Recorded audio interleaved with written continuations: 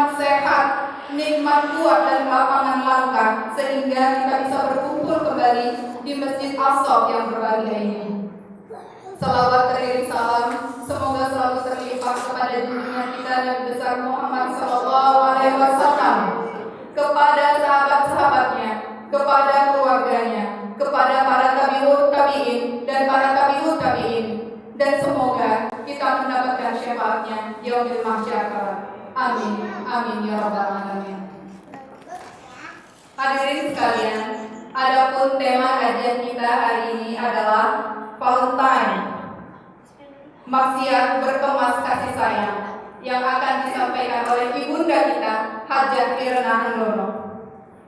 Namun sebelumnya, izinkanlah saya sedikit membacakan biografi ibunda kita tercinta ini. Ibunda Irna Handono lahir di Surabaya, Jawa Timur pada 20 Juli 1954. 30 Juli. Ibunda lahir di Surabaya, Jawa Timur pada 30 Juli 1954. Beliau merupakan ustazah asal Indonesia yang terlahir dari keluarga keturunan Tionghoa yang beragama Katolik yang taat. Beliau mendalami ilmu agama sejak usia dini dan saat remaja sangat aktif sebagai salah satu pengurus di organisasi gereja. Beliau lalu lantas memutuskan untuk menjadi seorang ahli agama dengan kuliah di Institut Filsafat Teologian, sekaligus juga belajar menjadi seorang biarawati. Di bangku kuliah inilah beliau sedikit banyak mengenal tentang agama Islam ketika mengambil mata kuliah Islamologi. Perkenalan beliau dengan agama Islam kemudian membawanya untuk lebih memahami seluk-beluk agama kita ini, sampai akhirnya beliau memutuskan untuk memeluk agama Islam di tahun 1983 dengan mengucapkan syahadat di Masjid Al-Falah, Surabaya. Beliau kemudian aktif di beberapa lembaga Islam, di antaranya Ikatan Cendekiawan Muslim Indonesia atau ICMI, dan juga mendirikan Irena Center, dan beliau menjadi ketuanya sampai saat ini. Sekelumit tadi biografi dari ibunda kita Hajah Irna Handono yang nantinya akan menjelaskan segala sesuatu tentang Valentine, apa itu Valentine, apa itu maksiat yang terselubung di baliknya. Namun sebelum kita mulai kajiannya, marilah kita simak dulu pembacaan ayat suci Al-Quran.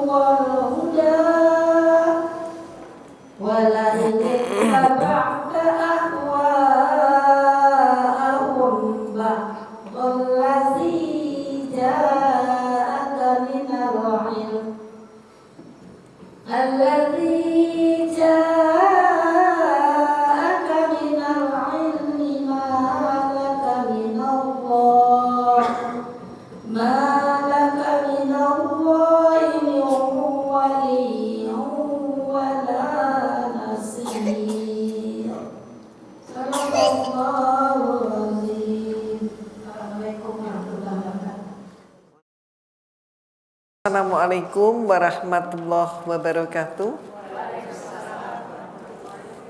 Yang saya hormati ketua atau pengurus masjid, yang saya hormati ibu-ibu pimpinan dan seluruh anggota majelis taklim, dan semuanya yang hadir yang insya Allah dirahmati oleh Allah. Alhamdulillah atas perkenan Allah semata, pagi ini kita dapat berjumpa dalam keadaan sehat walafiat tanpa kurang suatu apapun. Karenanya marilah kita ungkapkan puji dan syukur kita kehadirat Allah atas semua limpahan rahmat, hidayah serta nikmat-nikmatnya. Alhamdulillah wa syukrulillah wala haula wala quwata illa billah. Wassalatu wassalamu ala Muhammad Rasulillah wa ala alihi wa sahbihi wa mawalah. Segala puji dan syukur marilah semata-mata kita panjatkan kehadiran Allah yang telah berkenan mengatur hidup kita, yang karena rahmatnya semata alhamdulillah kaji kita di pagi hari ini dapat berlangsung dengan baik. Dan tidak lupa setiap saat senantiasa kita haturkan salam dan salawat kepada junjungan kita Nabi Muhammad sallallahu alaihi wasallam beserta seluruh keluarganya. Semoga rahmat Allah dan barokahnya senantiasa menyertai seluruh umatnya kapanpun dan dimanapun, dan teristimewa kepada kita semua yang hadir bersama di pagi hari ini. Ibu dan Bapak yang dirahmati oleh Allah, insya Allah perjumpaan kita ini adalah perjumpaan yang kedua. Saya masih ingat betul. Dan hari ini kita akan mengurai ayat-ayat Allah dan kemudian menjabarkan bagaimana tentang pengikisan iman dan akidah. Alhamdulillah, tadi telah dibacakan ayat Allah yaitu surat Al-Baqarah ayat 120. Saya masih ingat yang lalu saya juga pernah mengajak untuk mengurai ayat ini. Tapi karena banyak juga yang datang, ibu-ibu yang waktu itu belum datang, coba kita tengok kembali surat Al-Baqarah ayat 120. Pada ayat ini Allah Subhanahu wa taala berfirman, "Walan tardo ankal yahudu walan nasoro hatta tattabi'a millatahum." Al-ayat. Terjemahnya, orang-orang Yahudi dan Nasrani tidak akan senang kepada kamu hingga kamu mengikuti milah mereka. Ibu dan Bapak, apabila kita cermati ayat ini, dan ayat ini memang harus kita cermati. Kenapa? Ayat ini sekarang sedang musimnya pemahamannya dibelokkan.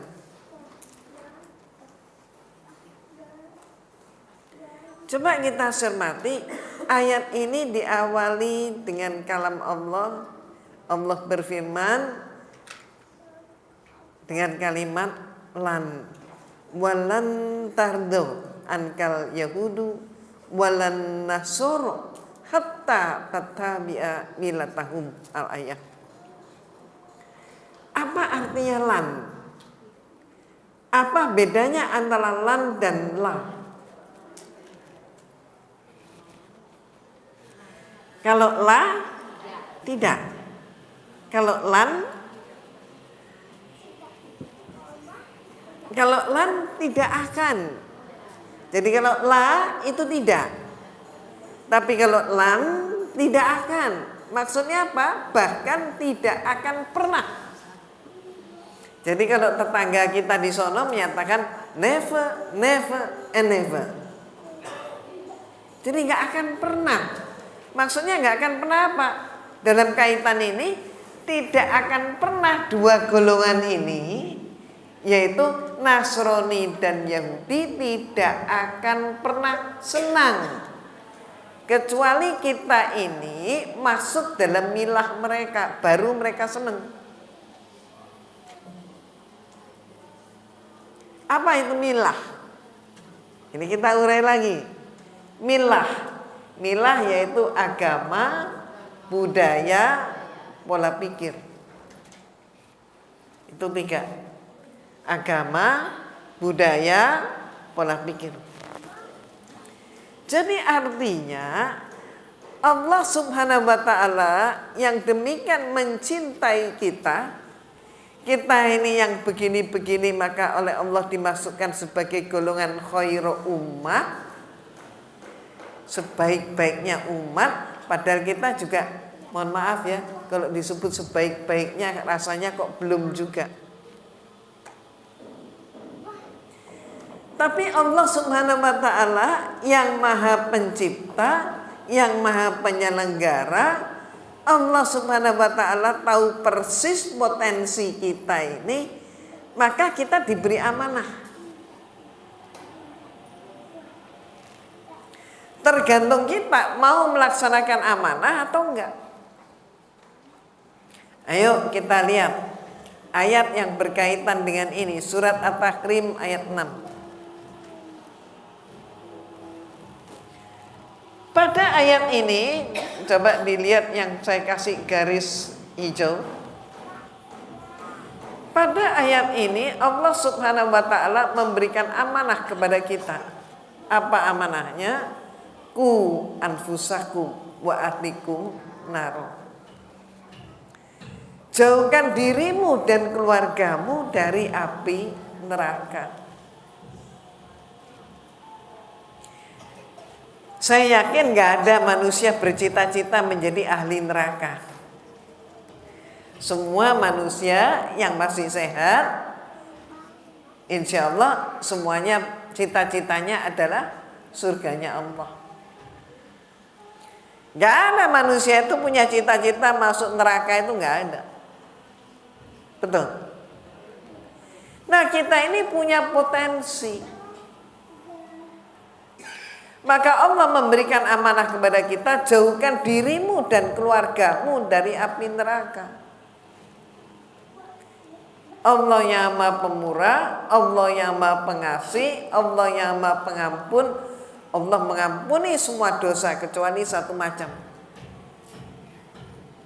Satu macam dosa yang Allah tidak berkenan memberikan ampunan. Dosa apa? Syirik. Dosa karena mempersekutukan Allah. Tentang perbuatan syirik, mohon maaf, dari zaman batu dahulu sampai sekarang ini kembali ke zaman batu, sudah ada. Kalau sekarang zaman batu, batunya batu apa?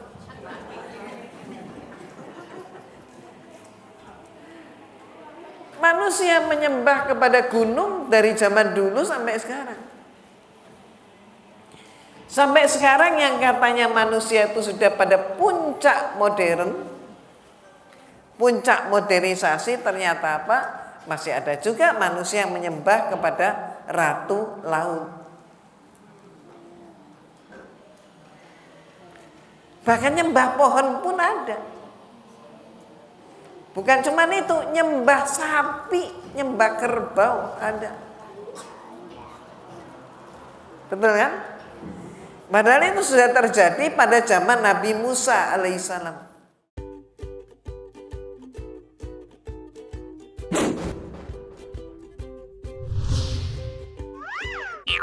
Assalamualaikum Share Lovers. Kali ini saya akan berbagi info tentang why you must watch Share Channel. Kenapa kalian harus nonton Share Channel? Want to know why? Ingin tahu mengapa? Pertama, karena Share Channel adalah TV sehat dan bermanfaat untuk umat. Ya, channel ini menyajikan tayangan yang bukan hanya sekedar menjadi tontonan, tapi juga menjadi tuntunan. Hindarkan dan jaga keluarga Anda dari dampak tayangan televisi yang kurang mendidik, tontonan sensual, pornografi, tayangan sampah, dan tontonan lain yang merusak generasi. Bekerja sama dengan organisasi pilihan, juga narasumber-narasumber terpilih, Share Channel menjadi solusi untuk dihadirkan ke tengah keluarga Anda dengan sajian tayangan yang informatif dan edukatif. Inilah program-program Share Channel. Inspiring Islam, Islam the Truth Inspiration. Dalam hidup ini adalah hati yang berpenyakit. The Best DNA for a Better Generation. Kita bikin atau membantu anak kita pede. Padahal The kita knowledge all you can learn about. Al-Quran itu tidak diturunkan untuk seluruh umat manusia ya. Tidak diturunkan untuk seluruh umat manusia. Ya tidak, karena kan Al-Quran itu diturunkan Story kepada time, more than just look great. Khususnya bagi orang-orang yang ingin menjadi muslimah yang The syar'i. Holy Quran, guidance of life.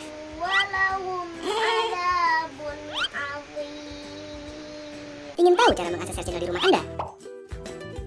Pasang dan gunakan antena parabola Anda untuk mengakses Search Channel yang mengudara di satelit Palapa D. Dengan frekuensi 3574 MHz, simbol red 6362 polarized vertical. Sertakan diri Anda untuk bersinergi membangun generasi bangsa bersama Search Channel. Dukung kami dengan like fanspage Search Channel, follow Twitter @SearchChannelTV, dan subscribe YouTube kita di Search Channel. Atau kunjungi website kami di www.searchchannel.net. Doakan Search Channel ya, agar terus mengudara demi menebar manfaat dan kebaikan untuk generasi yang lebih baik. Search Channel, sharing and inspiring innovation channel.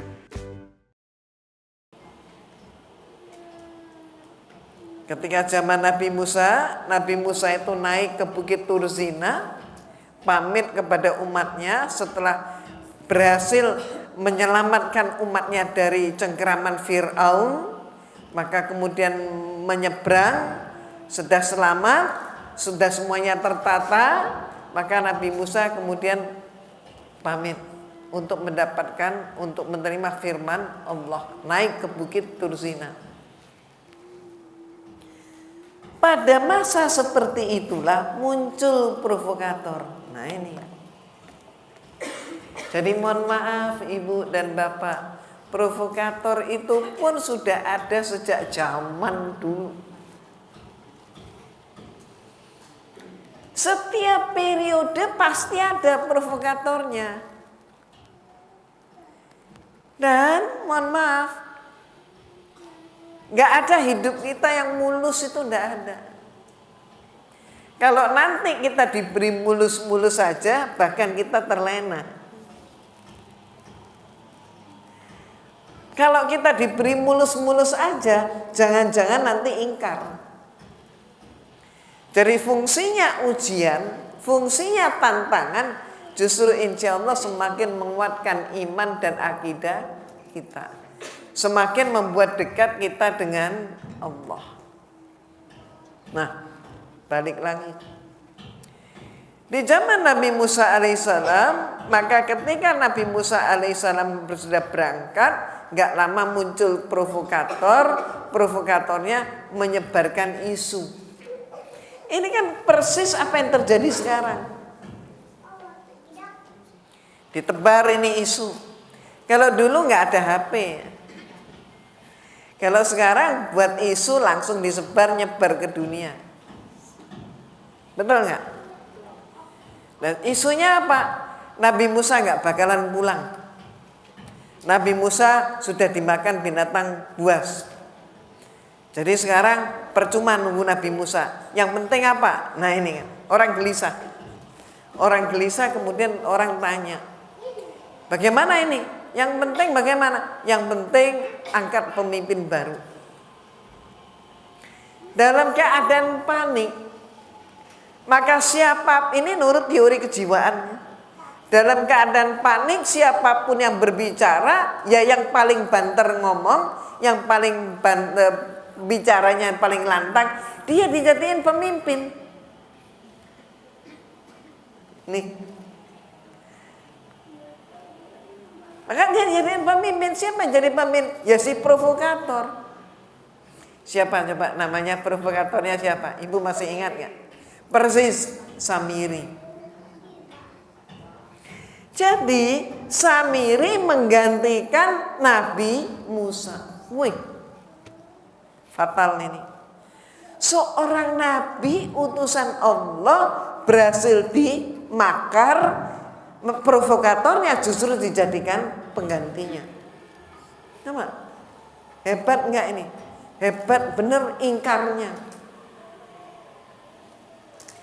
Setelah Samiri jadi pemimpin, Samiri berbuat lebih jauh lagi, enggak cuma di situ. Dia bilang apa? Hai rakyatku, kamu sudah pilih aku jadi pemimpin, tapi Tuhan kita siapa? Yang kita sembah siapa? Mana mungkin kita nyembah Allahnya Nabi Musa, Nabi Musanya aja hilang tanpa bekas katanya. Bingung ini. Bani Israel bingung. Ada yang mikir apa? Dalam panik, suara yang keras dianggap itu yang benar. Maka kemudian dipikir benar juga ya, Nabi Musanya udah gak balik. Terus gimana ini? Maka mereka ini kemudian bertanya, kalau begitu bagaimana? Menurut Bapak pimpinan harus bagaimana? Kemudian Samiri menyatakan lebih lanjut, ayo kita pilih, kita buat Tuhan menurut kepentingan kita. Buat Tuhan menurut kepentingan mereka. Ternyata bagaimana? Samiri mengumpulkan emas-emasan karena diajak milih Tuhan menurut keinginan mereka. Wah, jadi berarti Tuhannya harus ngikutin semua keinginan mereka. Kata sebagian mereka, Pak, asik. Terus dikumpulin itu emas-emasan, dilebur jadi satu, kemudian dibentuk apa? Dibentuk menjadi patung anak sapi. Coba, patung anak sapi menggantikan posisi Allah. Coba, ini apa ini ya? Ini pikirannya taruh di mana? Patung. Terus patungnya patung binatang lagi. Sapinya sapi anakan lagi. Ya kan? Itu disembah oleh mereka menggantikan Allah Subhanahu wa taala. Coba, gak kepikir deh sini atau sini. Gak kepikir, itulah ingkarnya Bani Israel. Lah ternyata, mohon maaf, sampai hari ini pun kebodohan, mohon maaf, yang seperti itu masih banyak terjadi di masyarakat ini. Betul nggak? Inilah manusia. Mohon maaf, bahkan ada seorang nabi yang disembah. Nabi siapa? Nabi Isa alaihissalam. Padahal jelas Nabi Isa alaihissalam adalah seorang utusan Allah.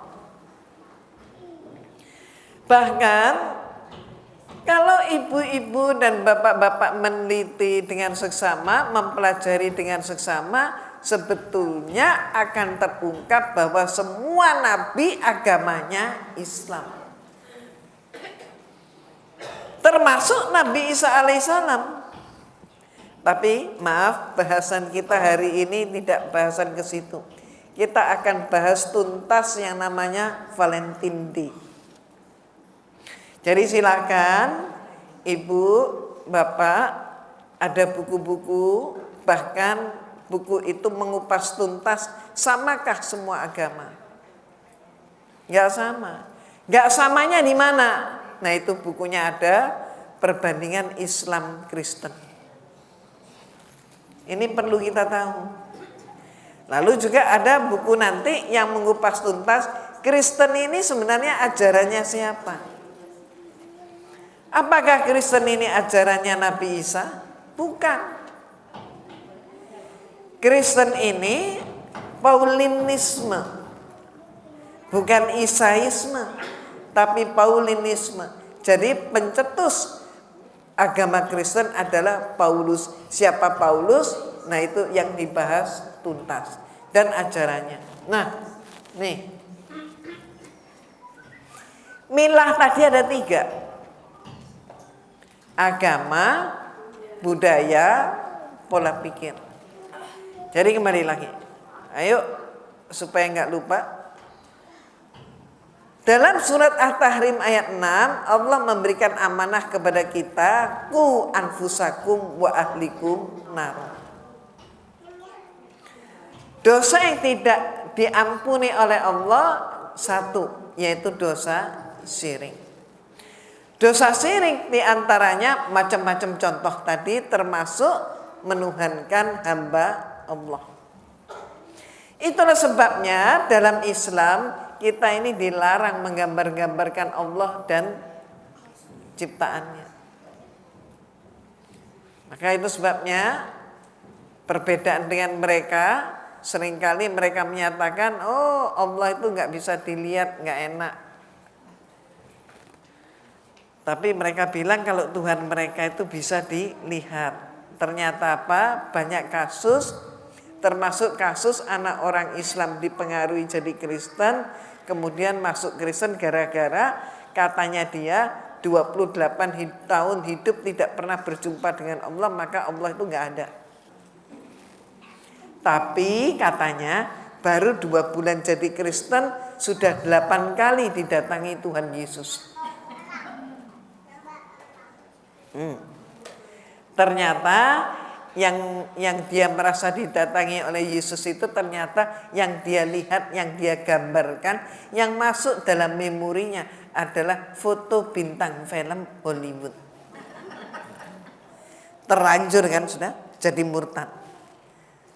Padahal Nabi Isa alaihissalam nggak seperti itu, karena yang mereka lihat itu bintang film Hollywood. Ini contoh. Kita nggak ke sana, tapi ini. Nah, pengikisan iman dan akidah yang mujarab itu termasuk budaya. Ibu dan Bapak, saya bawa dalam suatu pemahaman yang lebih luas. Kita ini mengenal perang. Kalau zaman dulu perang itu perang dar der dor. Betul nggak? Orang ditembak mati. Orang ditusuk mati. Tapi ternyata ada perang yang disebut tanpa darah. War without blood. Nah, perang yang berdarah itu orangnya mati, tapi kalau perang tanpa darah orangnya nggak mati. Contoh, Ibu dan Bapak pernah melihat film zombie atau Dracula? Zombie misalnya. Zombie itu kalau gigit manusia, manusia yang digigit itu mati nggak? Nggak mati. Tapi malah jadi zombie baru. Jadi zombinya awalnya 1, dia gigit 10 orang menjadi 11 zombie. 11 orang zombie masing-masing menggigit 10 orang menjadi apa? 110 zombie. 110 zombie menggigit orang masing-masing 100 maaf 10 menjadi berapa? Lipat terus. Nah ini loh perang masa sekarang yang disebut war without blood. Bahasa keren kita adalah Huswul Fikri. Jadi Huswul Fikri adalah perang budaya dan perang pemikiran. Jadi yang perang budayanya, yang perang pemikirannya, orangnya hidup, kalau dia kalah perang, dia menjalankan agenda yang memeranginya. Artinya apa? Kos, biaya perang itu ditanggung oleh yang kalah perang.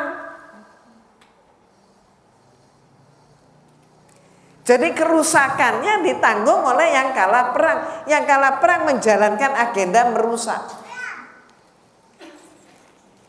Nah, maka termasuk Valentine Day.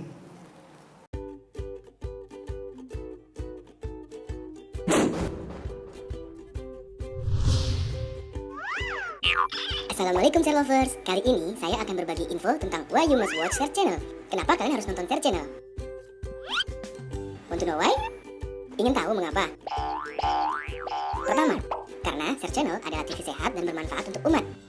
Ya, channel ini menyajikan tayangan yang bukan hanya sekedar menjadi tontonan, tapi juga menjadi tuntunan. Hindarkan dan jaga keluarga Anda dari dampak tayangan televisi yang kurang mendidik, tontonan sensual, pornografi, tayangan sampah, dan tontonan lain yang merusak generasi. Bekerja sama dengan organisasi pilihan, juga narasumber-narasumber terpilih, Share Channel menjadi solusi untuk dihadirkan ke tengah keluarga Anda dengan sajian tayangan yang informatif dan edukatif. Inilah program-program Share Channel. Inspiring Islam, Islam the Truth Inspiration. Dalam hidup ini adalah hati yang berpenyakit. The Best DNA for a Better Generation. Ya, kita bikin atau membantu anak kita pede, padahal kita The knowledge are your you can learn about. Al-Quran itu tidak diturunkan untuk seluruh umat manusia ya. Tidak diturunkan untuk seluruh umat manusia. Ya tidak, karena kan Al-Quran itu diturunkan Study kepada style, more than just look great. Khususnya bagi orang-orang yang ingin menjadi muslimah yang Holy syar'i. Quran, guidance of life.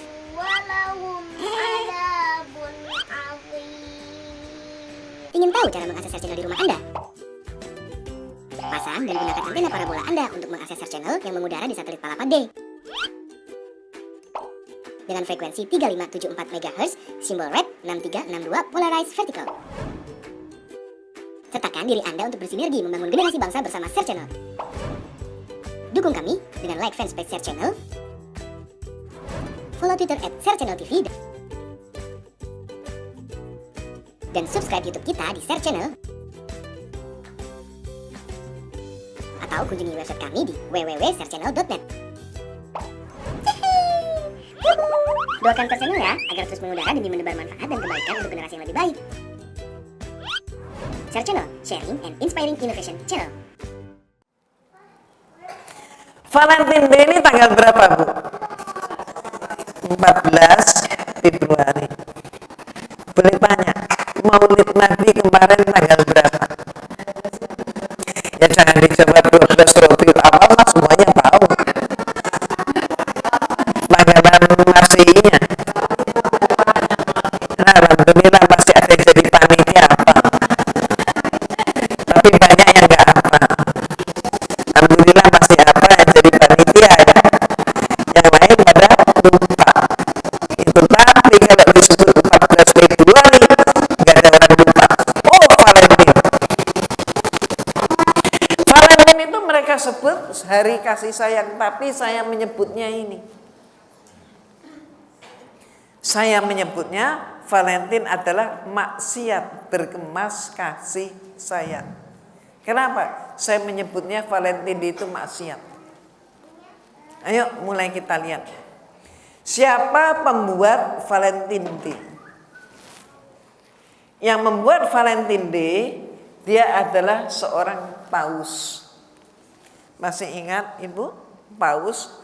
Paus itu jabatan tertinggi pimpinan agama Katolik ukuran dunia. Paus. Namanya Gelasius.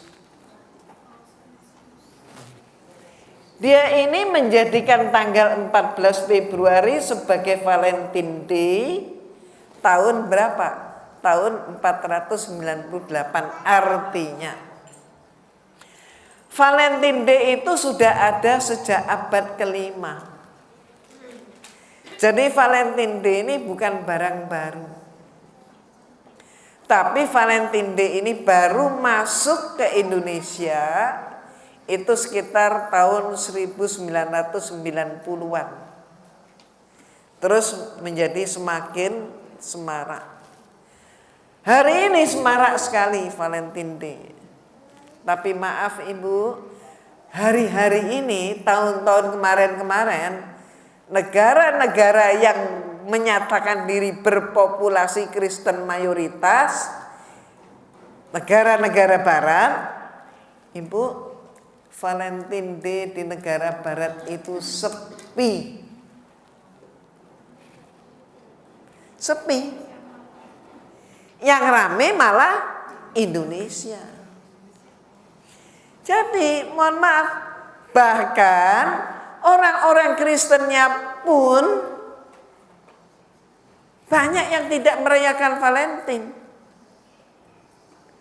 Malah ada dua golongan gereja besar, dua arus besar dalam Kristen yang mengharamkan Valentine Day.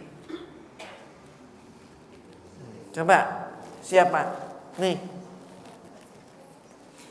Gereja Katolik di timur, belahan timur Eropa. Jadi mereka disebut gereja ortodoks.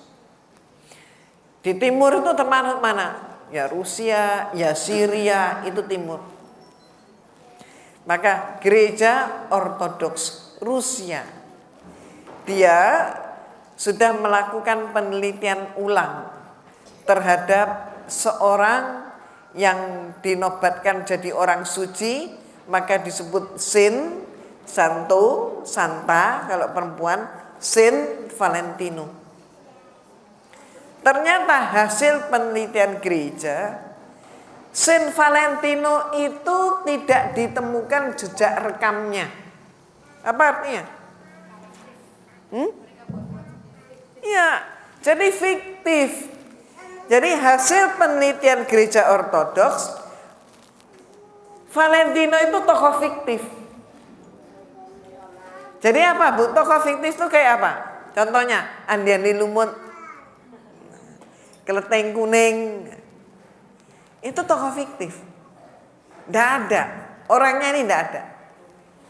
Berarti ayo merujuk ulang tadi yang disampaikan oleh Gelasius bahwa Valentine Day adalah tokohnya Saint Valentino nggak benar. Maka gereja Ortodoks Rusia mereka mengharamkan Valentine Day. Fatwa gereja Ortodoks bahwa Valentine Day itu haram ditindaklanjuti oleh seorang gubernur dari Belgorod. Gubernur Belgorod ini orang Ortodoks. Jadi gubernur ini menindaklanjuti dengan membuat perda. Perda yang melarang pegawai negara dan anak sekolah untuk merayakan Valentine. Dilarang. Nih ya.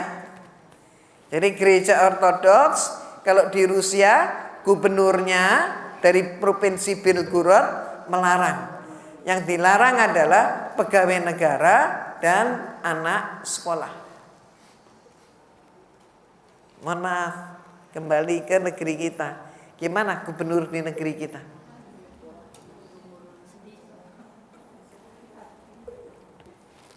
Mereka sama-sama Kristen, tapi beda arus, beda aliran.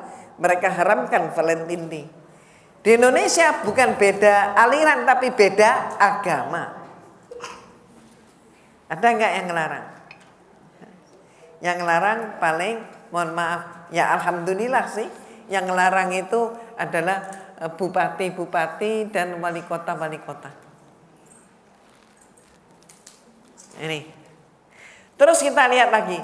Satu gereja lagi. Satu institusi gereja lagi. Satu aliran lagi. Yaitu gereja Katolik di Inggris. Sebutannya adalah gereja Anglikan. Jadi dua gereja ini, Anglikan maupun Ortodoks, mereka tidak tunduk pada Vatikan. Tapi mereka punya pimpinan sendiri. Nah, gereja Anglikan pun sudah melakukan penelitian terhadap seorang yang bernama Valentino dengan kapasitas pastor, ternyata juga tidak ditemukan. Tidak pernah ada pastor Valentino dengan track record yang dibuat oleh Gelasius pernah hidup di dunia. Artinya apa? Kembali lagi, gereja Anglikan pun menyatakan hasil penelitiannya bahwa Saint Valentino fiktif. Valentine Day tidak ada dasar hukumnya. Maka oleh gereja Anglikan, ini sumber datanya, ini, oleh gereja Anglikan, Valentine Day juga ditolak.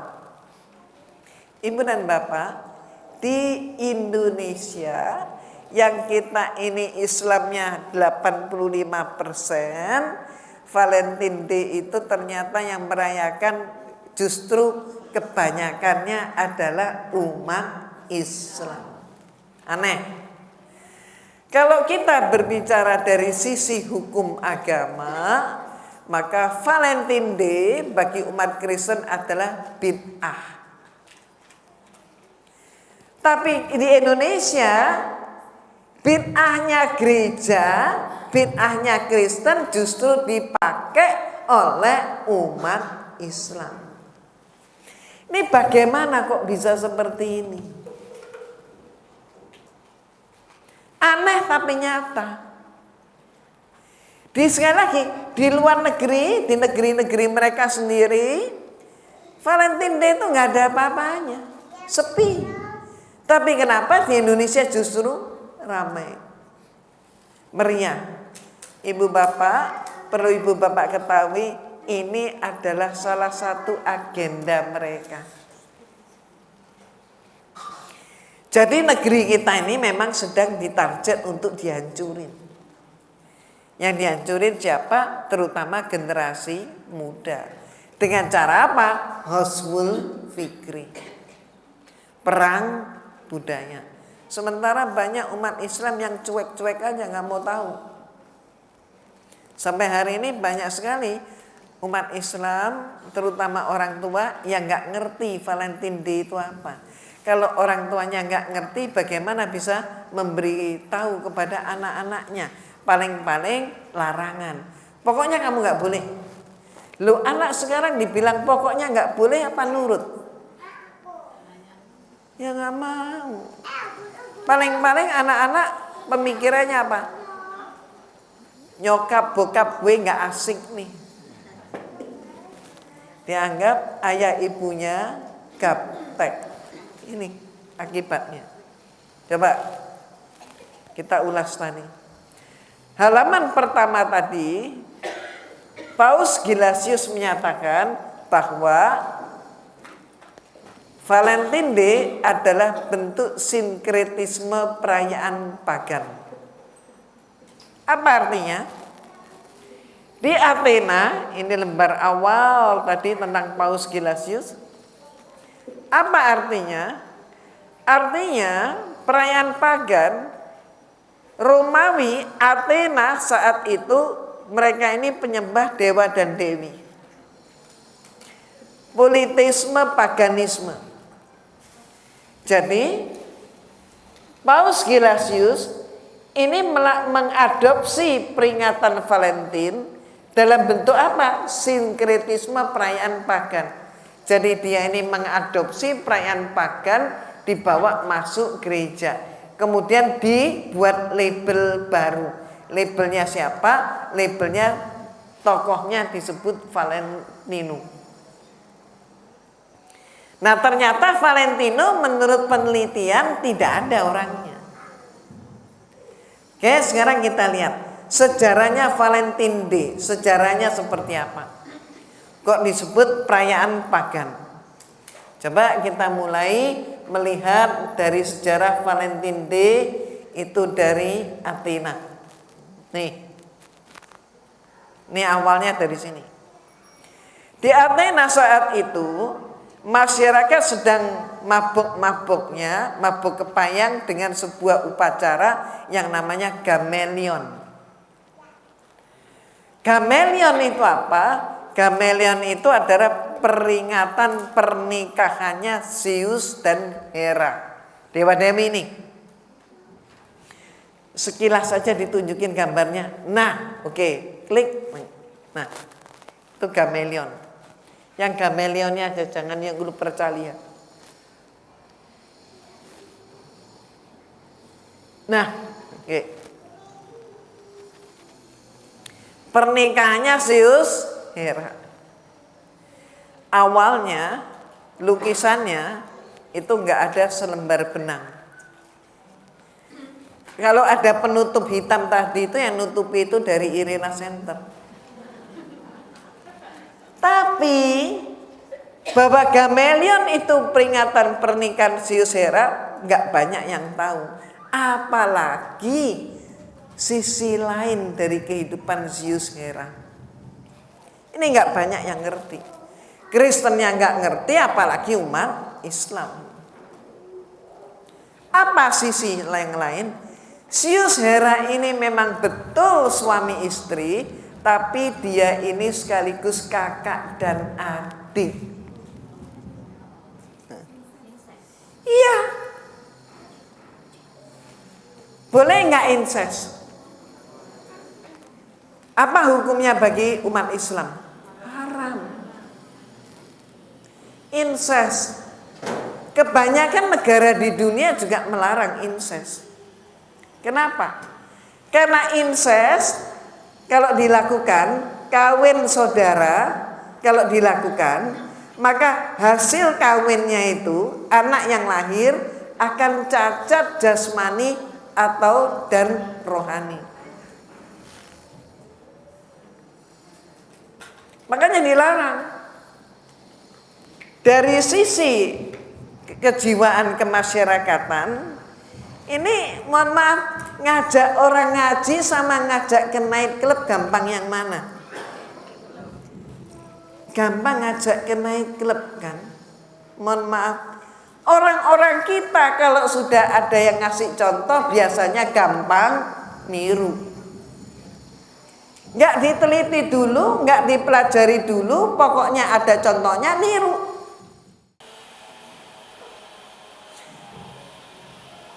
Lupercalia itu upacara. Upacara itu artinya apa? Definisi upacara itu apa? Perbuatan suci. Tokohnya siapa? Tokohnya adalah dewa Lupercus. Dewanya separuh manusia, separuh binatang. Nih, separuh manusia, separuh binatang. Mereka ini lakukan upacara Lupercalia setiap tahun tanggal 15 Februari, maka Gelasius membuat Valentine Day 14 Februari. Kemudian yang namanya upacaranya dilakukan dengan cara memotong domba. Terus kemudian setelah para pendeta Lupercus memotong domba, mereka ini memotong-motong juga kulit domba, dibagi-bagi di antara pendeta.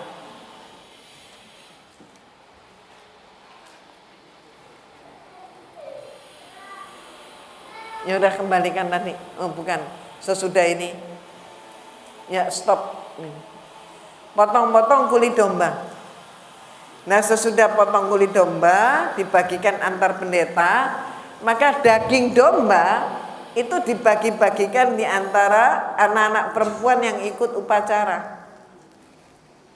Mereka ini keliling kota Roma, berdiri di depan-depan bangunan Roma. Terus setelah mereka didatangi pendeta Lupercus yang bawa potongan kulit domba, punggungnya diusap. Setelah punggungnya diusap, maka berarti mulai ikut upacara. Ditandai dengan ngusap punggung.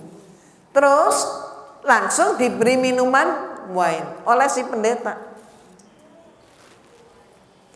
Jadi itu akhirnya dari ujung kota Roma sampai kembali berputar, setelah katakanlah 1-2 jam semuanya udah mabuk.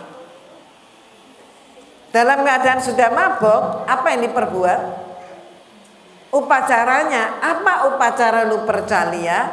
Lupercalia itu adalah upacara menghilangkan sumpah, menghilangkan sial supaya dapat keturunan. Menghilangkan sumpah, ada orang yang gak senang disumpahin, kamu gak bakal punya jodoh. Jadi sialnya. Nah supaya punya keturunan bagaimana? Maka setelah mabuk, para peserta ini, pendetanya juga mabuk lebih dulu, terus pesertanya perempuan-perempuan ini mabuk, apa yang terjadi? Mereka melakukan perbuatan pesta seks bergantian. Jadi kan semuanya punya anak nih, semuanya punya jodoh. Perbuatan pesta seks bergantian ini mereka yakini itu perbuatan suci. Kembali lagi, untuk orang yang tidak beriman, orang yang nggak beriman, orang yang ingkar, mereka akan mikir kapan lagi nih berzina tapi malah suci. Seneng mereka. Sampai hari ini pun di daerah-daerah tertentu di negeri kita juga ada mandi bareng di sebuah kolam, katanya mensucikan diri. Pestanya apa? Pesta seks. Orang-orang yang tidak beriman seneng. Zina itu kan dosa, tapi ini zina tapi suci. Ini peminatnya banyak banget. Dan kemudian setelah setahun berikutnya kota Roma dipenuhi bayi-bayi. Nah, bayi-bayi itu disebut bayi Lupercalia. Kenapa? Tahu bapaknya siapa.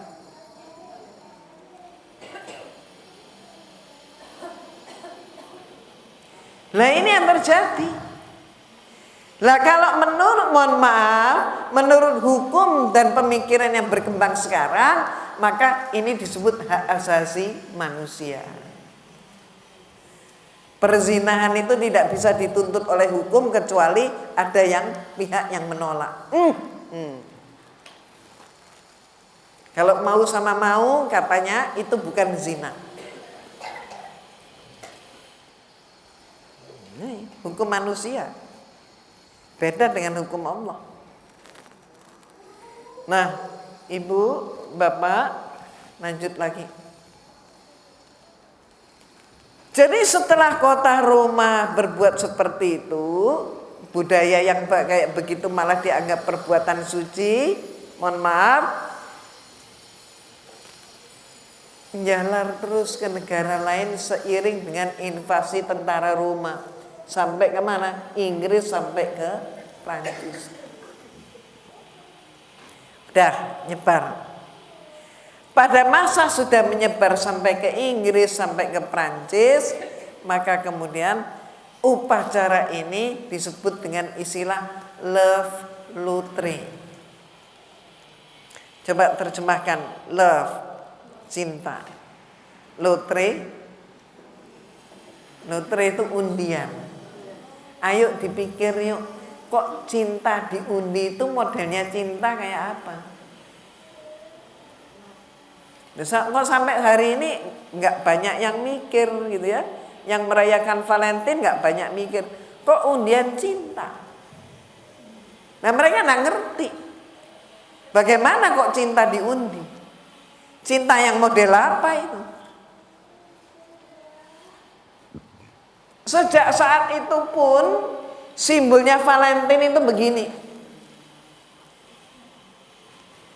Nah, kalau ibu dan bapak menelusuri lebih jauh lagi, siapa sih yang buat simbol ini? Atau siapa yang pertama kali pakai simbol ini?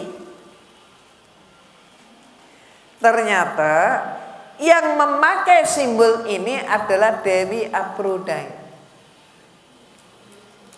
Nah, Dewi Aphrodite juga disebut Dewi Amor.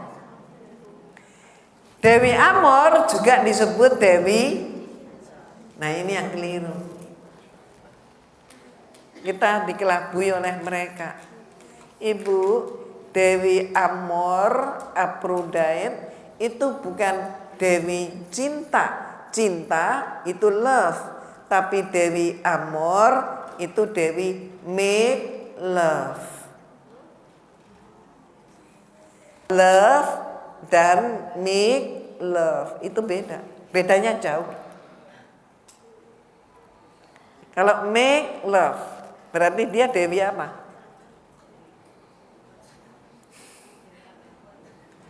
Dewi make love berarti dia adalah Dewi pelacuran. Karena tidak ngerti, orang banyak yang memuja Dewi cinta, padahal dia bukan Dewi cinta. Dewi make love.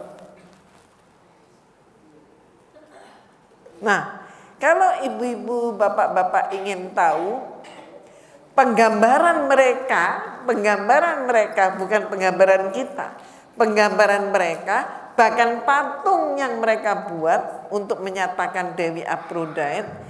Itu ibu bapak bisa lihat itu di Turki.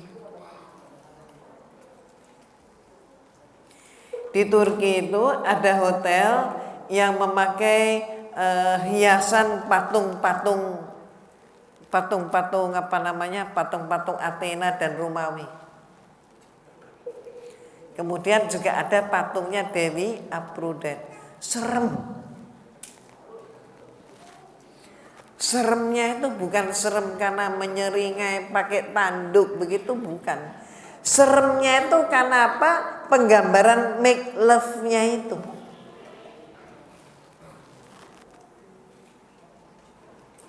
Nah ini yang banyak orang Islam umumnya nggak ngerti. Mereka yang Kristen pun umumnya juga nggak ngerti. Apalagi yang Islam. Maka mohon maaf, yang namanya nggak ngerti itu bukan suatu keuntungan, malah suatu kerugian. Nggak tahu, nggak ngerti itu jangan lama-lama dipelihara. Karena nggak ngerti itu awal daripada penipuan. Nah ibu bapak, kembali lagi. Setelah sampai ke Inggris, ke Prancis, menjalar kemana-mana, termasuk ke negeri kita. Apalagi, mohon maaf, muatannya adalah muatan kepentingan politik dan ekonomi. Di negeri kita misalnya bisa kita lihat, mohon maaf, ada nggak sih pesta Valentine itu yang dirayakan pagi, siang, atau sore? Ada nggak? Pasti nggak ada. Pesta Valentine Day pasti malam. Terus dilengkapi dengan musik. Minimal organ tunggal. Perlunya musik untuk apa? Dancing. Pasti bukan pesta Valentine kalau nggak pakai dancing. Terus minumannya apa? Wine. Nggak ada bajigur. Terus apa lagi? Ronde atau apa? Nggak ada. Bandrek, nggak bakalan ada. Yang ada adalah wine. Semakin besar pesta, maka bisa dipastikan yang diantara pengunjung yang datang itu ada bandar narkotika. Perlunya apa? Ini bandar narkotika ini perlunya cari mangsa. Dia paling hafal antara lain dari sorot mata, anak yang sudah pakai dan anak yang belum pakai. Hafal dia. Yang belum pakai itulah yang kemudian dideketin. Dideketin untuk apa? Dikasih incip-incip narkotika. Setelah diincipin, kemudian tukar-tukaran HP segala macam, dia dikontak. Gimana? Mau nyoba lagi? Kalau memang bisa beli, diarahkan membeli. Tapi kalau ragu, belum mau beli, bila perlu dikasih sekali lagi. Begitu sudah 2 kali dikasih, berikutnya bisa dipastikan anak itu menjadi pecandu narkotika. Gimana kalau anak itu ternyata nggak punya duit? Nyuri. Gimana kalau nyuri nggak bisa kemudian dilarang orang tua? Kekerasan anak kepada orang tua. Itu yang terjadi. Terus akibat-akibatnya seperti apa? Oke, kita lihat dulu nih. Kita lihat pelaksanaan di tanah air kita. Tanggal 14 Februari di perempatan jalan. Termasuk perempatan Mall Anggrek. Termasuk perempatan Bekasi. Dan banyak perempatan yang lain. Orang yang ketika lampunya di perempatan merah, dia mendatangi mobil-mobil, terus kemudian apa?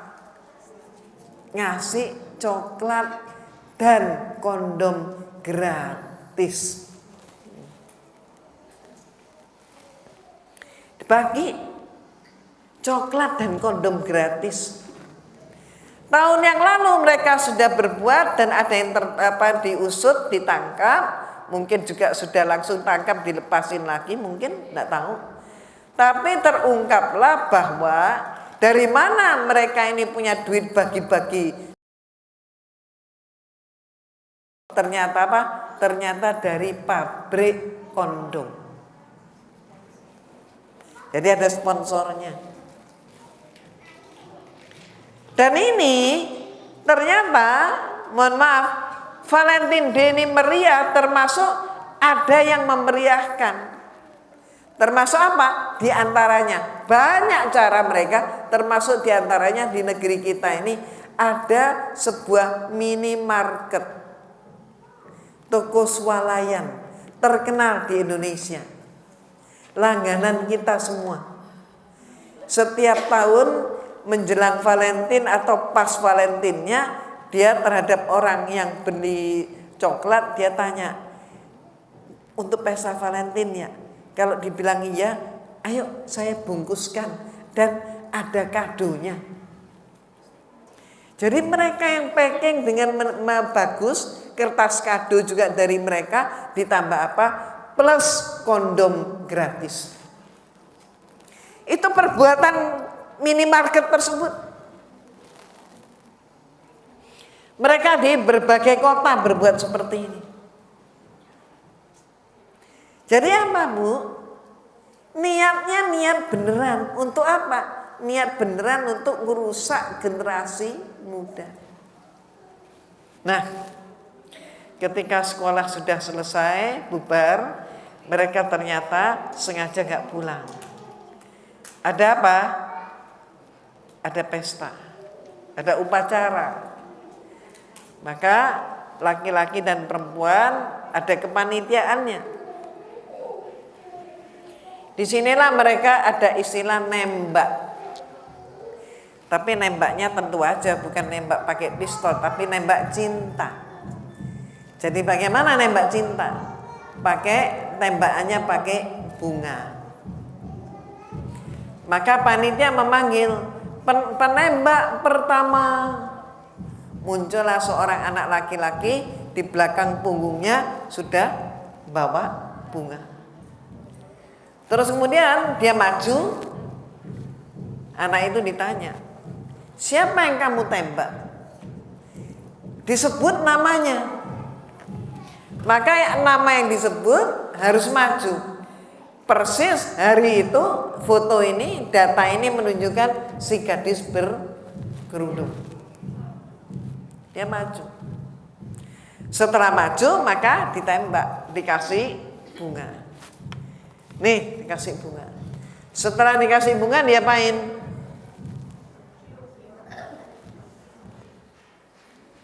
Nih, ya bunganya diserahkan, kemudian dipeluk. Setelah dipeluk dia apain? Tidak saya tampilkan di sini karena saya nggak tega.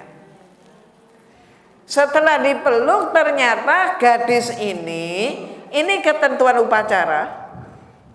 Gadis ini dilumat bibirnya oleh si penembak. Ibu, Bapak, saya pernah menghadapi orang tua yang ketika saya putarkan ini, satu di antara sekian ribu orang tua yang saya jumpai, ibu itu menjawab, so sweet. Iya. Ini supaya ibu tahu nih. Supaya bapak tahu. Gak semua orang tua pikirannya benar. Ada juga orang tua yang pikirannya melenceng. Maka dia anaknya, ini ngelihat gambar ini kan harusnya ngelihat anaknya nih.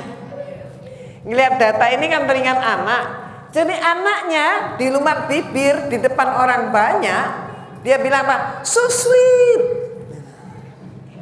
Coba. Oke, saya biarin aja. Dia dengan pemikirannya menyatakan itu so sweet. Gadis ini pun kan merasa bangga. Aku terpilih loh. Aku dicintai loh. Yang lain iri karena gak punya pacar. Bisa aja dia berpendapat begitu. Kemudian selesai sudah dilumat bibir. Si pemuda kembali, si pemudi kembali. Maka kemudian panitia menyatakan, penembak kedua, muncul seorang pemuda lain lagi, bawa bunga, terus kemudian ditanya, siapa yang kamu tembak? Ternyata yang ditembak adalah gadis ini lagi. Ingat aturan mainnya. Siapapun yang ditembak maka dia harus maju. Nah, setelah maju, gadis ini mulai nih. Tadi berbunga-bunga. Setelah ini mulai, kok aku lagi? Enggak ah. Langsung temannya yang dorong dia. Lu yang dipanggil. Sana lu. Didorong. Terus apa? Dikasih bunga. Masih antara senyum dan kejut. Tapi dikasih bunga seneng juga. Setelah kasih bunga, maka berikutnya apa? Dipeluk. Aturannya kan gitu. Dipeluk, pemuda lain lagi. Terus setelah dipeluk diapain? Setelah dipeluk, maka gadis itu kembali dilumat bibirnya oleh pemuda yang berbeda. So sweet. Maka saya tanya kepada si ibu tadi yang bilang so sweet, gimana bu? So sweet. Ibu dulu kayak begini kan?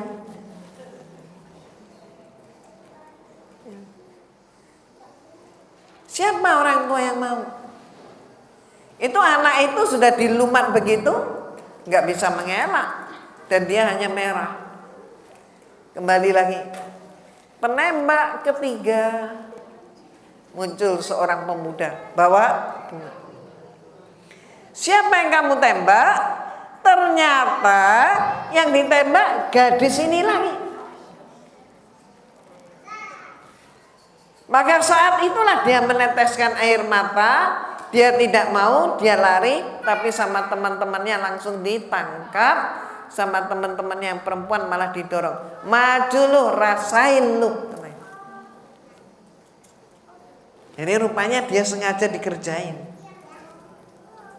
Maju lu. Makan sana. Mau gak mau dia maju. Udah. Kembali lagi, kasih bunga, dipeluk. Habis dipeluk dia apain? Dilumat lagi bibirnya. Gak ada 10 menit 3 pemuda. Ditonton orang banyak. So sweet ini. So sweet ini.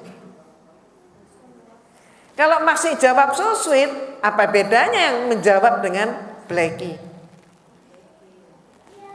Ya, Blackie itu gak bisa membedakan mana anak, mana orang tua, mana saudara, nggak ada bedanya. Mohon maaf. Maka kemudian anak ini menangis. Terus apa yang terjadi? Pacarnya dia itu malah nggak dapat bagian. Maka kemudian ngelihat si gadis menangis, pacarnya pun kemudian marah sekali. Akhirnya pesta Valentine, hari kasih sayang berubah menjadi hari tamuran. Loh ini loh, ibu bapak, ini sudah terjadi. Ini datanya. Ini gimana?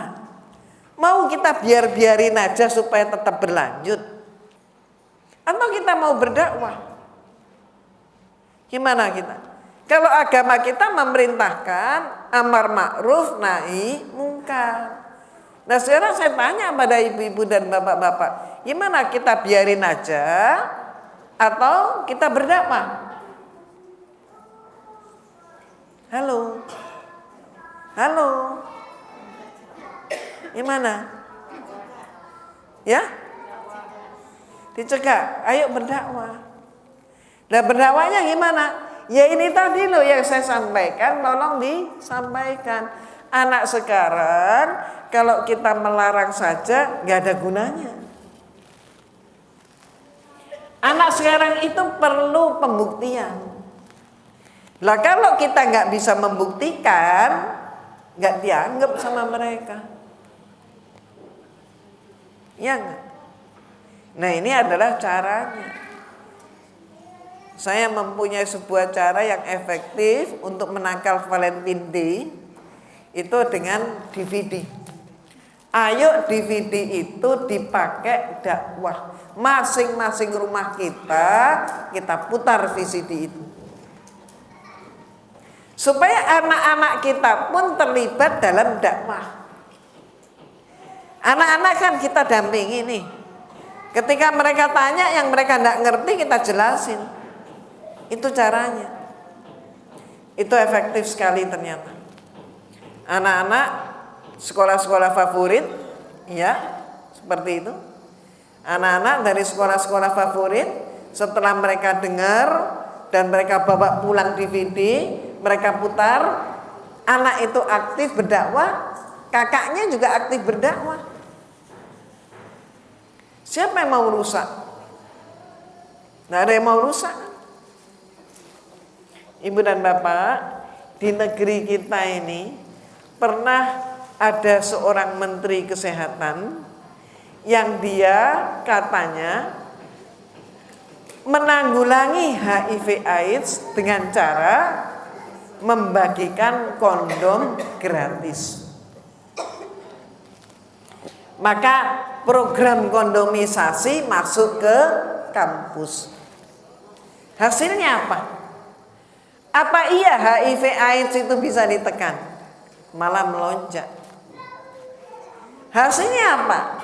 Hasilnya promosi kondom itu membuat anak yang tidak pernah tahu kondom justru pengen tahu dan pakai. Akibatnya apa?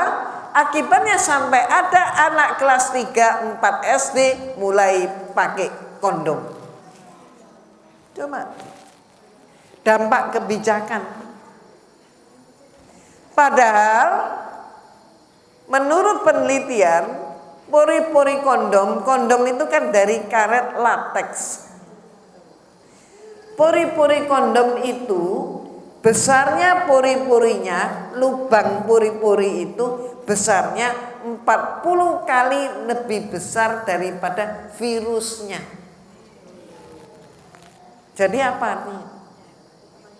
Pakai kondom ya tetap aja kena.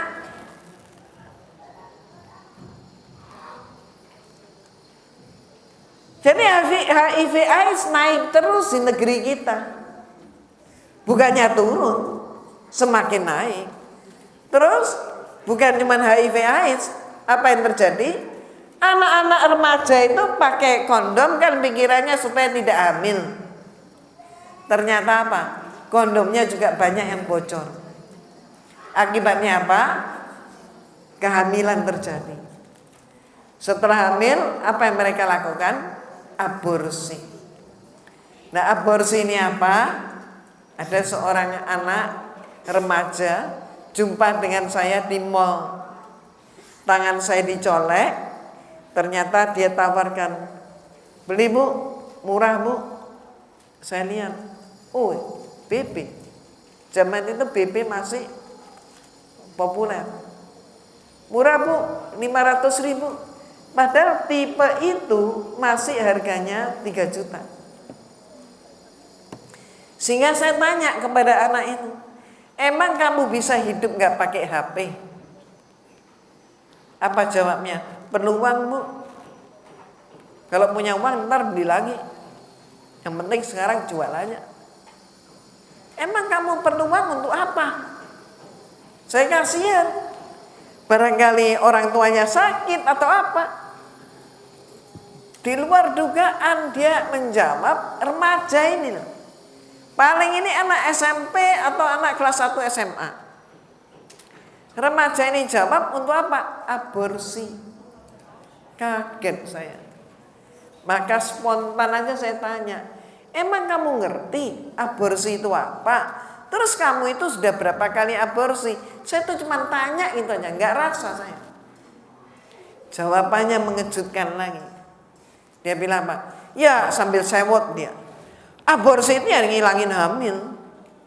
Oh, langsung saya nangkap. Ini korban ketidaktahuan.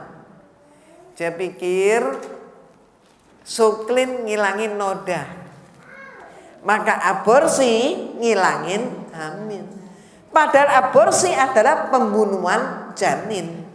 Ini. Jadi dia nggak merasa salah. Dia nggak merasa dosa karena dia nggak bunuh tapi ngilangin.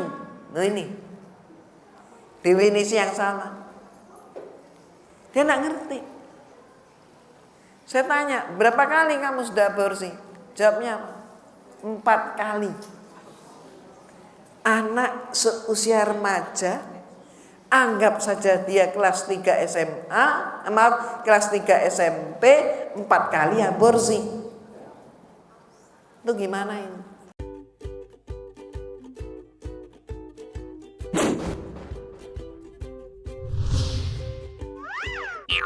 Assalamualaikum Share Lovers. Kali ini saya akan berbagi info tentang why you must watch Share Channel. Kenapa kalian harus nonton Share Channel? Want to know why? Ingin tahu mengapa? Pertama, karena Share Channel adalah TV sehat dan bermanfaat untuk umat. Ya, channel ini menyajikan tayangan yang bukan hanya sekedar menjadi tontonan, tapi juga menjadi tuntunan. Hindarkan dan jaga keluarga Anda dari dampak tayangan televisi yang kurang mendidik, tontonan sensual, pornografi, tayangan sampah, dan tontonan lain yang merusak generasi. Bekerja sama dengan organisasi pilihan, juga narasumber-narasumber terpilih, Share Channel menjadi solusi untuk dihadirkan ke tengah keluarga Anda dengan sajian tayangan yang informatif dan edukatif. Inilah program-program Share Channel. Inspiring Islam, Islam the Truth Inspiration. Dalam hidup ini adalah hati yang berpenyakit. The Best DNA for a Better Generation. Ya, kita bikin atau membantu anak kita pede, padahal The kita knowledge all you can learn about. Al-Quran itu tidak diturunkan untuk seluruh umat manusia ya. Tidak diturunkan untuk seluruh umat manusia. Ya tidak, karena kan Al-Quran itu diturunkan Study kepada style, more than just look great. Khususnya bagi orang-orang yang ingin menjadi muslimah yang Holy syar'i. Quran, guidance of life.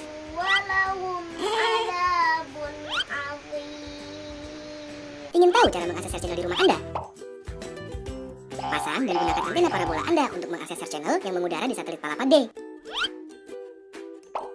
Dengan frekuensi 3574 MHz, simbol red 6362 polarized vertical. Sertakan diri Anda untuk bersinergi membangun generasi bangsa bersama Share Channel. Dukung kami dengan like fanspage Share Channel, follow Twitter @ShareChannelTV, dan subscribe YouTube kita di Share Channel. Atau kunjungi website kami di www.sharechannel.net. Doakan Share Channel ya, agar terus mengudara demi menebar manfaat dan kebaikan untuk generasi yang lebih baik. Share Channel, sharing and inspiring innovation channel. Ibu, Bapak, ternyata apa sih aborsi? Itu ternyata banyak sekali umat kita tidak ngerti aborsi itu prakteknya kayak apa. Makanya tidak ada efek jerah. Karena mereka tidak tahu. Nah, Ibu Bapak mau tahu nggak aborsi itu kayak apa? Mau? Kita dengerin juga sekaligus.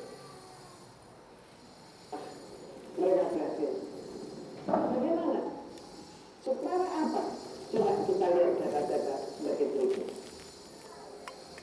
Bahkan untuk orang dewasa mengeroyok seorang anak kecil sampai tewas. Mengeroyok seorang anak kecil sampai tewas. Anda mau tahu peristiwa apa itu?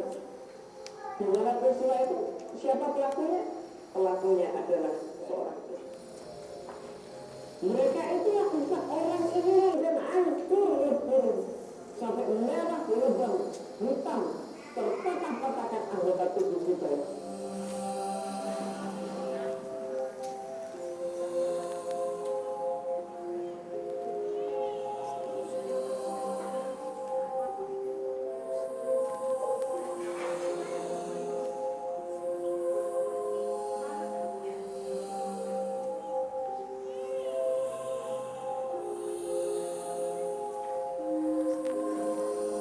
Lebih lanjut bahwa di tanah air kita ini berapa jumlahnya? Ternyata pembunuhan dan kekejaman orang tua yang seperti itu menghasilkan bayi sejumlah 2,6 juta per tahun. Ternyata di dunia ini pembunuhan bayi, pembunuhan janin atau alias aborsi mencapai 1 juta lebih per bulan. Lihat data-data itu. Pertanyaannya, mana ada perang yang sudah siap? Kalau saya sebut perang itu berarti 1 juta lebih per bulan. Tidak melarang akibat aborsi. Salah apa tadi itu? Kenapa dia begini? Jadi aborsi ternyata lebih jahat daripada perang dimanapun yang telah terjadi di dunia. Dan pelakunya adalah orang tua, ayah dan ibu, yang harusnya mereka anak-anaknya, tapi justru membunuh anak-anaknya dengan demikian saja. Nah, itu contohnya. Ibu, saya sengaja memasukkan data ini supaya apa? Tidak dianggap hanya omong kosong. Mudah-mudahan remaja, anak laki-laki yang nonton begini, dia pun akan terhindar dari perzinahan. Karena dia akan ingat kalau dia berzina, kalau sampai hamil, berzina saja sudah berdosa, apalagi kalau sudah hamil aborsi digugurkan, mengugurkan kan, berarti dia dosa berlipat-lipat. Bagi anak perempuan, supaya dia mampu mempunyai prinsip mempertahankan dirinya, tidak mudah dibujuk, dirayu, tidak jatuh dalam rayuan, supaya dia mampu mempertahankan mahkotanya. Karena kalau sampai dia hamil, itu pun mohon maaf sudah dosanya besar. Kemudian apalagi kalau membunuh, berlipat-lipat dosanya. Ibu dan bapak yang dirahmati Allah, proses melahirkan itu beda dengan proses aborsi. Kalau melahirkan itu pasti ada 2 tahapan, bukaan dan kontraksi. Tapi kalau aborsi tidak ada bukaan, tidak ada kontraksi. Artinya apa? Yang aktif keluar masuk itu tang dokter. Ketika dia bisa menjepit sesuatu dan dia bawa keluar, mungkin yang jepit itu kepalanya, maka kepalanya terputus. Itu tadi gambarnya. Masuklah kitangnya. Berikutnya yang dijepit adalah kaki. Kaki ditarik, yang sepotong sebelah keluar, yang sepotong lagi masih di dalam, putus. Masuklah kitangnya. Mungkin yang dijepit tangan ditarik, keluar tangan sepotong, yang lain sisa di dalam. Masuk keluar sampai habis di dalam. Yang putus-putus tadi itu diletakkan di atas tisu atau perban, kemudian dihitungin. Oh ini udah ada. Oh masih kurang, cari lagi, masuk lagi. Ketika sudah lengkap, maka tisu atau perbannya digulung, janin itu dibuang dalam skepsi tank. Coba, kejam nggak? Kejam kan? Tapi dibalut dengan kalimat keren yang tidak dimengerti oleh orang awam, yaitu dibalut dengan istilah aborsi. Padahal itu pembunuhan. Nah mohon maaf, kita ini sering menggambarkan bahwa orang Arab sebelum Islam itu jahiliyah. Antara lain perbuatannya adalah membunuh bayi perempuan. Maaf, itu kita anggap kejam, jahiliyah, bandingkan dengan kondisi sekarang. Lebih kejam lagi. Kalau dulu itu pelaku pembunuhannya itu tunggal, yaitu bapaknya si anak bayi perempuan. Sekarang pembunuhnya nggak tunggal, minimal 4 orang. Kalau dulu perempuan hamil dibiarin sampai melahirkan, setelah lahir bapaknya tanya, laki perempuan? Kalau laki dia menggagas pesta, tapi kalau perempuan dia malu, dia rampas bayinya, dia bawa lari ke padang pasir, dibenamkan di situ. Pembunuh tunggal. Yang dibunuh terbatas bayi perempuan. Aborsi ini nggak sampai nunggu lahir. Aborsi ini nggak pakai ngelihat laki atau perempuan. Aborsi ini tim pembunuh. Loh, ini bangsa kita Indonesia yang terkenal sopan dan santun, halus budi pekertinya, agamanya Islam, yang rahmatan lil alamin. Mohon maaf, kelakuannya kok jadi begini? Ini apa ini sebabnya? Pangkalnya adalah karena nggak tahu. Maka mohon maaf, jangan lama-lama jadi nggak tahu bagaimana fungsi dakwah kita. Kalau sudah seperti ini, gimana dakwah kita? Apa kita sudah pernah berdakwah? Jangan-jangan nggak ada yang berdakwah tentang Valentine. Kenapa? Karena nggak tahu. Itulah sebabnya Ibu dan Bapak, ayolah mulai sekarang kita laksanakan ayat Allah. Kerugian dan kerusakan itu sudah besar. Ini Valentine. Masih ada kelanjutannya. Apa? LGBT. Benar kan? LGBT itu mesin penghancur manusia.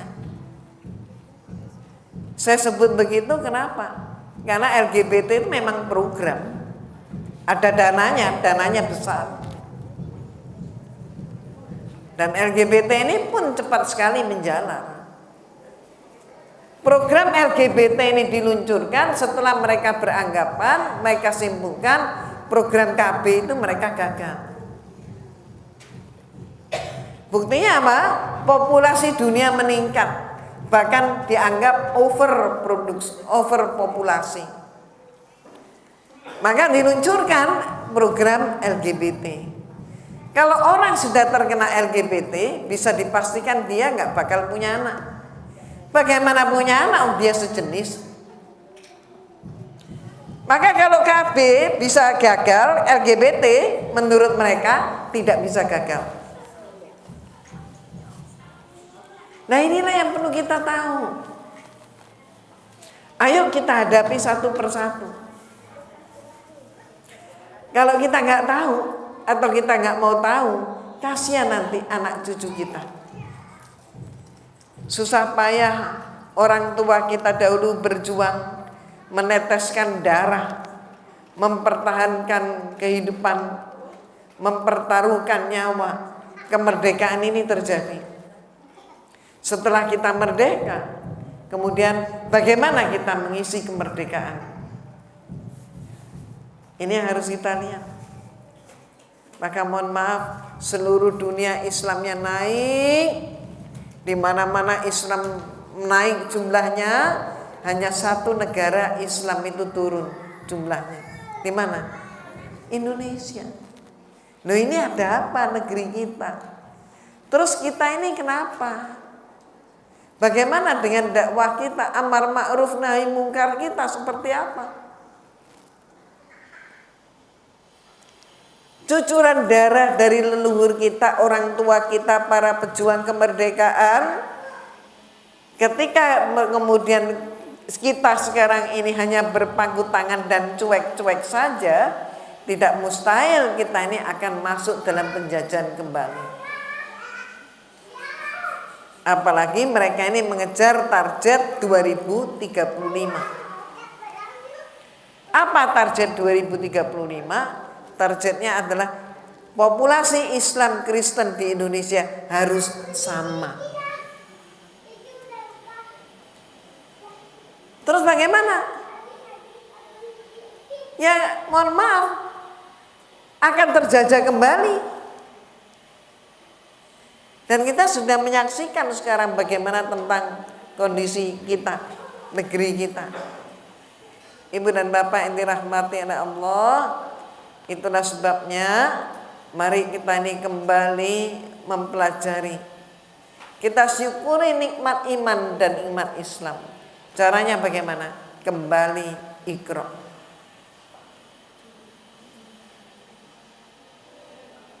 Terus kemudian apa agenda kita berikutnya? Apa yang membuat umat Islam terpecah belah? Ayo stop, berhenti. Berhenti berpecah belah. Kita jalin kembali ukhuwah Islamnya. Perpecahan itu harus kita tahu, perpecahan itu memang dikehendaki oleh mereka yang tidak senang kepada Islam. Ketika Islam terpecah belah, maka umat Islam akan menjadi lemah. Itulah yang mereka kehendaki. Mereka nggak perlu repot-repot, mereka cuman ngomporin terus. Supaya apa? Bertarung antara Islam dengan sesama Islam. Itulah sebabnya mari kita merapatkan barisan. Ada hal yang sangat penting, jadikanlah kita sebagai orang tua menjadi pantas untuk diteladani anak-anak kita. Jadikan diri kita ini pantas untuk diteladani.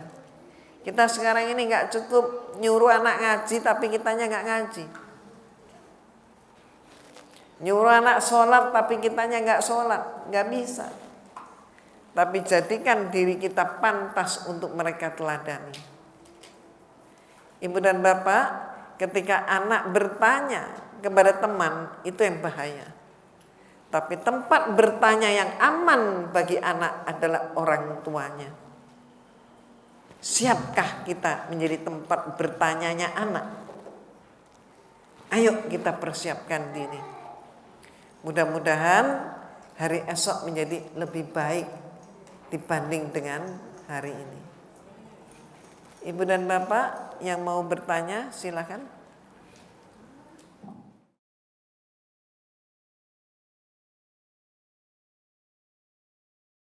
Ibu, bagaimana orang tua mencegah anak-anak? Ini persoalan kita.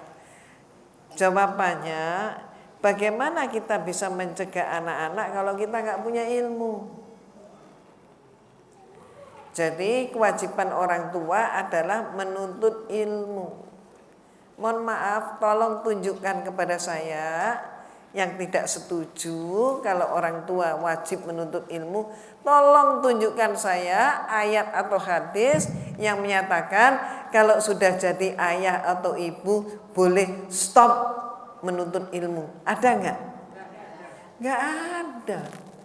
Yang ada adalah tholabul ilmi, menuntut ilmu itu hukumnya wajib sejak di buayan sampai di liang lahat. Terus ngapain? Mohon maaf, khususnya kaum saya, kaum kita, kaum perempuan, kalau sudah, mohon maaf, kalau zaman sebelum nikah dulu rajin nulis buku harian. Ya toh ya. Begitu nikah, buku harian ditutup. Seolah-olah ada yang bercita-cita, cita-citamu apa? Kawin. Nah, kawin kok cita-cita. Berarti sesudah dapat suami, berakhirlah dunia. Nah, ini yang nggak benar. Nah, itu sebabnya, maka kalau kita tugas kita adalah membentengi keluarga, membentengi anak-anak untuk mencegah. Insya Allah kita mampu kalau kita mumpuni, kalau kita punya ilmu. Nah, ilmunya dari mana? Ya mohon maaf, pengajian-pengajian seperti ini itu dapat ilmunya. Terus mohon maaf, ibu-ibu mendengar saya, habis ini kita bubar, selesai. Apa yang ibu dapat? Yang ibu dapat, mohon maaf, bapak dapat hanya 30% dari yang saya sampaikan. Itu kemampuan kita menyerap pembicaraan ceramah. Berapa? 30%. Sudah bisa untuk dakwah? Bisa, tapi nggak cukup. Bagaimana supaya kita bisa berdakwah? Itu sebabnya saya menulis buku dan membuat DVD. Tujuannya itu. Karena kalau dari dengerin saya ceramah aja, sekali lagi, cuma 30%, ada yang cuma 20%, ada yang cuma 10%. Yang tidur, ya sudah 0%. 10 tahun ngaji, 10 tahun tidak ada perubahan. Kecuali umur bertambah. Jadi saya membuat DVD, saya menulis buku, tujuan saya apa? Supaya ibu bapak tidak rugi. Kalau ibu bapak kemudian membaca ulang, melihat ulang dari buku atau DVD, maka masuk lagi data berapa? 30%. 30/30 berarti berapa? 60%. Wah, udah bagus. Ketika ibu dan bapak masih ada lupa dengan data, putar lagi DVD itu. Akibatnya apa? Dengan diputar berkali-kali, mohon maaf, pengetahuan ibu sama dengan pengetahuan saya. Lu mau nggak? Tinggal itu aja. Mau nggak? Nah itu. Iya kan? Sederhana, konkret. Tinggal kemauan. Mau nggak? Kalau mau, ayo. Nggak mau, ya udah nggak apa-apa. Iya kan? Tinggal itu. Itu ya Bu ya.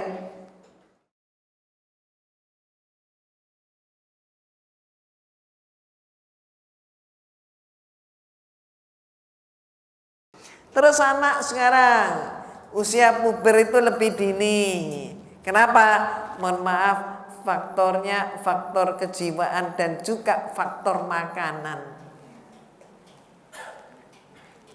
Mohon maaf, semakin banyak anak kita itu memakan junk food. Apa junk food, Bu? Junk food, makanan sampah. Apa yang termasuk junk food? Makanan siap saji. Maka semakin mempercepat mereka puber. Ibaratnya Bu, gampangannya nih kalau saya sederhanakan, gampangannya kita punya pohon mangga kita ini belum matang mangganya sudah dipetik, gimana supaya jadi mangga? Diperam, dikasih karbit. Dikarbit nih anak-anak ini. Belum masanya dewasa jadi dewasa. Gak siap mentalnya. Kenapa? Belum waktunya.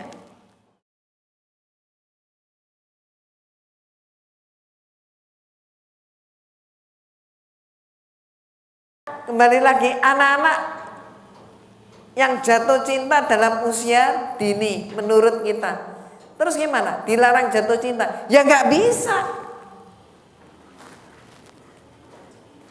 Yang ada adalah bagaimana ibu-ibu, kalau bapak-bapak saya nggak banyak nuntut ya. Kenapa? Bapak-bapak itu tugasnya nyari duit. Bapak-bapak itu tugasnya di luar. Tapi mohon maaf, bukan berarti bapak-bapak tidak bertanggung jawab kepada anak-anak. Enggak. Porsi pendidik itu lebih banyak kepada ibu-ibu. Maka pertanyaan saya, siap nggak ibu membekali anak kalau dia sudah masuk dalam kecenderungan untuk jatuh cinta? Kembali lagi, ibunya harus punya ilmu. Maka tuntunan agama kita pun menyatakan al-mar'atu imatul bilad, in soluhat soluhatil bilad, fa in fasadat fasadatil bilad. Wanita itu diibaratkan sebagai tiang negara. Rumah Bu nggak ada tiangnya, roboh. Tiangnya nggak kuat, rumahnya roboh. Wanita itu tiang negara. Artinya apa? Negara itu kokoh dan kuat, seperti bangunan akan kokoh kuat kalau tiangnya kuat. Jadi kalau wanitanya kuat, tapi kalau wanitanya fasadat itu apa? Rusak. Kalau wanitanya rusak, maka hancur negara itu, hancur bangunan itu, rumah tangga itu hancur. Kalau perempuannya, kalau ibunya nggak kuat. Ini ya Bu ya.